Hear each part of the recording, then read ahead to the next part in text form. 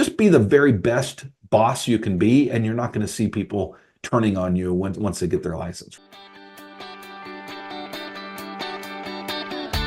Originating from deep inside the Rocky Mountains, transported through the power of the internet, and arriving inside your tiny earbuds. It's the Appraiser Coach Podcast, helping appraisers increase their efficiency, quality, and make more money.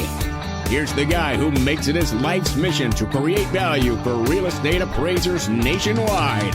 Your host and the Appraiser Coach, Dustin Harris. Practical applications of real estate appraisers. PAREA.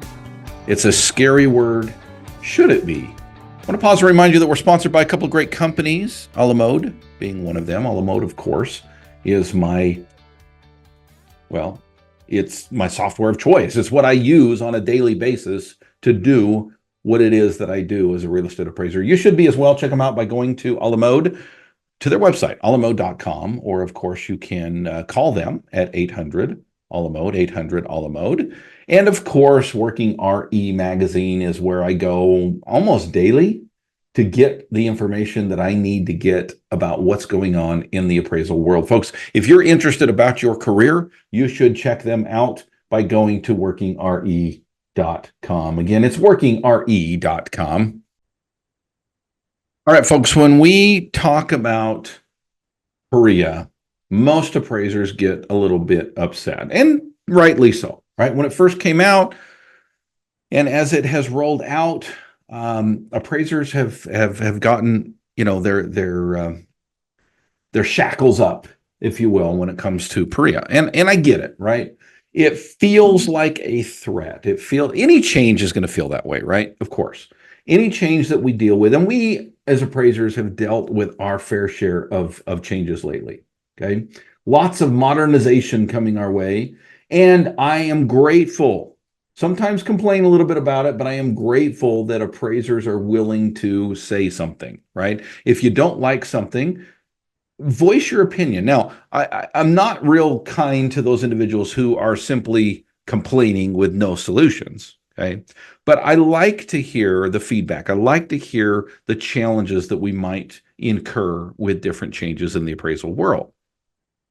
And when it comes to PAREA, I get it. I get the arguments out there, right? That you can't learn how to become an appraiser from YouTube, right? I've heard that, and we've addressed that here on the program.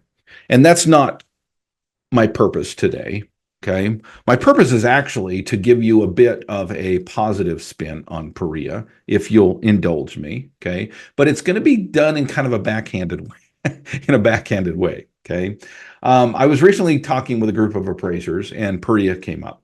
And one of the individuals is actually working with an appraiser who is doing PAREA. So let me see if I can lay this out that makes sense. This individual is not training this person. This person works for this individual in their office. This person did not want to train a new appraiser.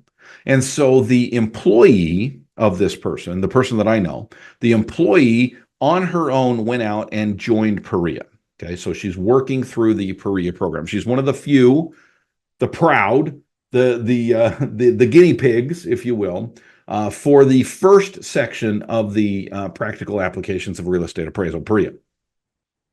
And the jury's still out. Right? Nobody has graduated. As of this recording, nobody has graduated from PAREA. It's not been out long enough for anybody to graduate yet. So the jury is still out, but yet it's a pretty expensive program.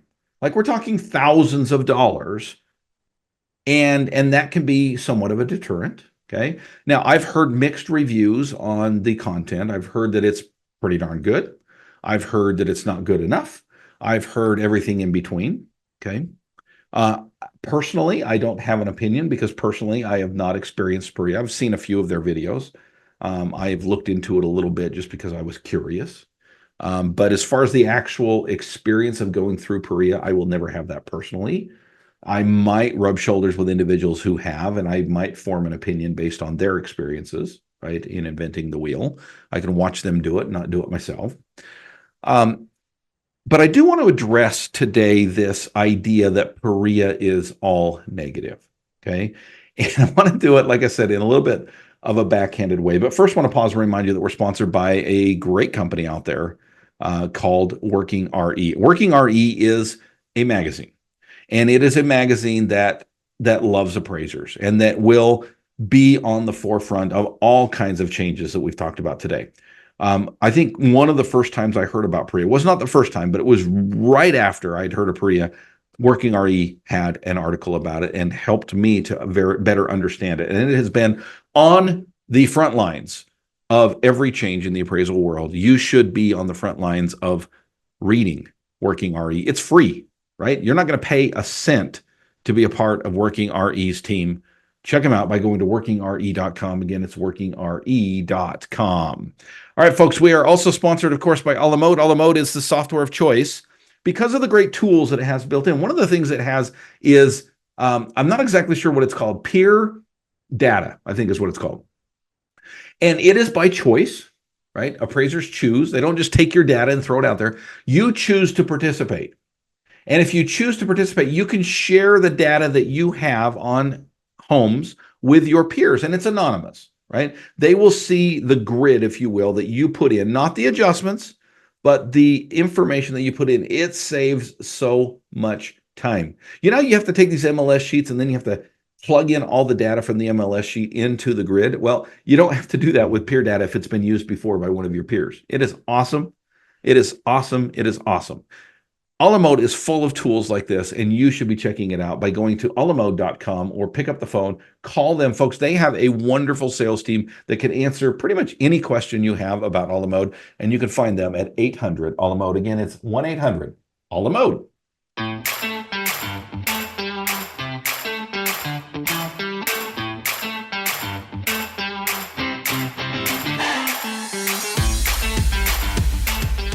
All right, folks, welcome back to the program. Dustin Harris, your humble host, sitting in the podcast chair, talking about appraisals, talking specifically about PAREA, which is, by the way, an acronym for the Practical Applications of Real Estate Appraisal. And it is a new way, if you will. And by the way, the Appraisal Institute is the only organization out there currently that is offering the practical applications of real estate appraisal. And it's an alternative to becoming an appraiser. This was to be the answer, if you will, to why I can't find a mentor. I want to be an appraiser, but I can't do it because I can't find a mentor. Okay. This was an alternative to that. You can become an appraiser without finding a mentor. Right. And by the way, I understand where people are coming from, right? There's a lot of appraisers out there that feel like it's competition to train their trainee. I don't see it that way. You know, just be the very best boss you can be, and you're not going to see people turning on you once they get their license. Really, truly. It may still happen, but the chances of it go down dramatically if you just treat people right. Okay. Anyway, that's off in the weeds. Let's get back on track, Dustin. Talk a little bit about PAREA. Okay. Here is the conversation that I had recently with a group of appraisers. They had talked about this individual who had gone out and on her own because this individual did not want to train her. She had gone out and started PAREA on her own. Okay. Now the question is, you know, do you keep her on? Do you keep training, or do you keep working with her? Is she now a threat to the business? You know, all of these conversations might occur. But in the end, the conversation led to PAREA, and one of the individuals said something I thought was absolutely brilliant and said, you know, it's interesting because PAREA actually gives us as appraiser mentors more clout, more power, more authority, more tools, if you will, to do what we do. And the rest of us said, well, that's interesting. What do you mean by that? Describe what you're saying. Well, here's the thing. If someone comes to you and wants to be trained and you tell them that you're going to pay them, let's say, I don't know, $20 an hour, okay, to be trained. Or I've even heard of appraisers not paying their trainees at all, right? That happens too. Or I've even heard of individuals requiring their trainees to pay them for the tuition that they're giving them, okay? Might be a bit extreme for most of us, but I've heard of it happening, okay? If you get some kickback from your potential trainees, right? Well, that's not enough money. I can't do that. Okay. Why not just turn them to PAREA? Why not just say to them, okay, no problem, pay the not tens of thousands, but the thousands of dollars that it's going to cost you and the time that it's going to cost you to go through PAREA? Because I don't have the time or the energy or the desire right now to train you. Okay. If you want to become an appraiser, right, I will pay you this. I will do this. This will be my contribution. Or you have a choice. I love choices. I love capitalism. I love the fact that people have a choice, that they can say, you know what, that doesn't work for me. I want to do something different. With that choice gives opportunity. Choices give opportunity. So many appraisers are feeling like PAREA is taking over their ability to train. But folks, the exact opposite, in my opinion, is true. Okay. Due to the high cost, the time commitment of PAREA, right? Could that actually give some appraisers a leg up on recruiting new trainees? Thank you for joining me today, folks. It is always a pleasure. It is my pleasure. It's a pleasure to be with you. It's a pleasure to talk with you. Thank you, folks. We're going on our 1,000th episode. We're almost there. 1,000 episodes. I've got something special, by the way, lined up for the 1,000th episode. Please join me. It's going to be super fun. We're getting there.